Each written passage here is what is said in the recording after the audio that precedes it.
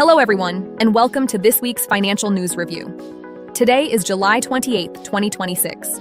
Over the past week, global financial markets showed a strong rebound in domestic tech sectors alongside mixed earnings from overseas tech giants as geopolitical risks and rate cut expectations continued to drive sentiment. Let's go over the main takeaways. First, looking at China. Last week saw continued policy support to boost domestic demand, keeping market liquidity reasonably ample.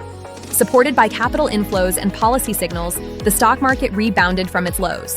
Hard tech sectors, particularly semiconductors and AI computing power, led the rally, pushing the STAR 50 index up by over 4% on the week and underscoring market confidence in technology innovation.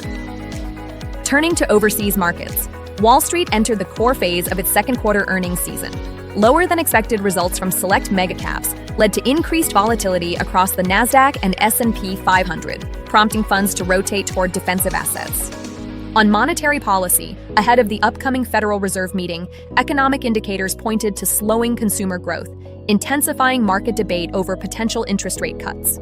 Finally, in commodities and foreign exchange. Driven by geopolitical uncertainty and central bank purchases, international gold prices broke out to reach new record highs, while crude oil traded with increased volatility. In foreign exchange, the US dollar index traded within a narrow range.